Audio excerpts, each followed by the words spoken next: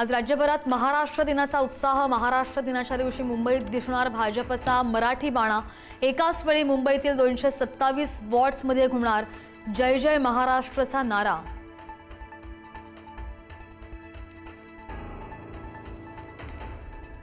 मुख्यमंत्री फडणवीसांकडून हुतात्मा चौकास अभिवादन।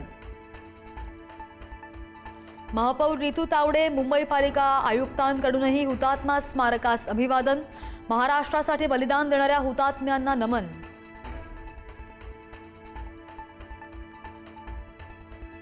उद्धव ठाकरेंकडून हुतात्मा चौकातील स्मारकास अभिवादन।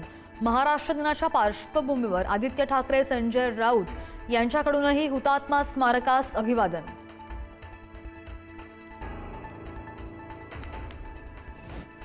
ठाण्यामध्ये उपमुख्यमंत्री एकनाथ शिंदेंच्या हस्ते ध्वजारोहण। शिवाजी पार्कमध्ये मुख्यमंत्री फडणवीसांच्या उपस्थितीत महाराष्ट्र दिनाचा सोहळा।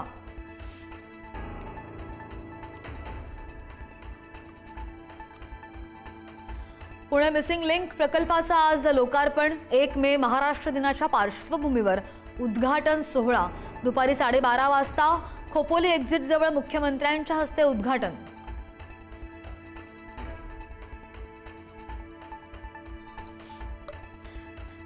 मराठी सक्तीच्या मुद्द्यावरून राज ठाकरेंचं सरकारला खडेबोल। मराठी शिकण्यासाठी मुदतवाढ देण्याची काय गरज?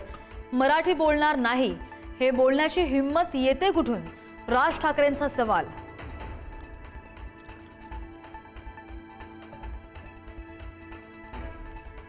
महाराष्ट्रामध्ये राहणाऱ्यांना मराठी आलीच पाहिजे, मराठी भाषेचा अभिमान असलाच पाहिजे, मुख्यमंत्री फडणवीसांचं वक्तव्य। मराठी येत नाही त्यांना मराठी शिकवणार असल्याचंही मुख्यमंत्र्यांचं विधान।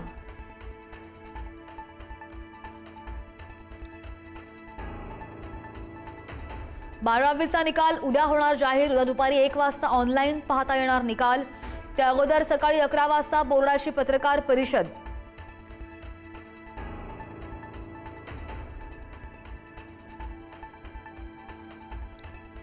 एमपीएससीच्या गट ब संयुक्त पूर्व परीक्षेची अर्ज भरण्यासाठी मुदतवाढ।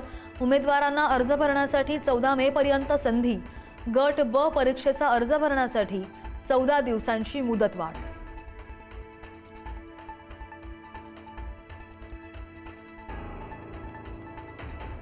कोलकात्यामधील भवानीपूर स्ट्रॉंग रूम बाहेर टीएमसी कार्यकर्त्यांचं आंदोलन। कोलकात्यातील स्ट्रॉंग रूम मधील बॅलेट बॉक्स उघडल्याचा टीएमसीचा आरोप। स्ट्रॉंग रूम बाहेरील बॅलेट बॉक्स उघडल्याचा सीसीटीव्ही सुद्धा समोर।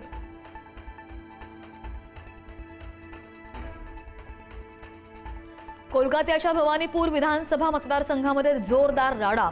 भाजप कार्यकर्त्यांनी तृणमूल काँग्रेसच्या गाड्या रोखल्या। गाडीत काही संशयास्पद असल्याच्या आरोपाखाली गाड्या रोखल्या।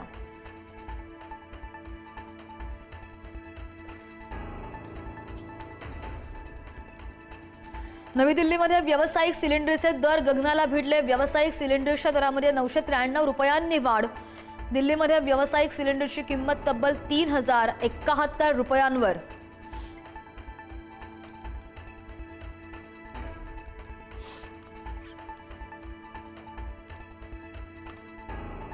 आणि मध्य प्रदेशच्या जबलपूरमध्ये बरगी धरणामध्ये पर्यटकांची बोट बुडाली। आतापर्यंत 6 जणांचा मृत्यू झाल्याची माहिती।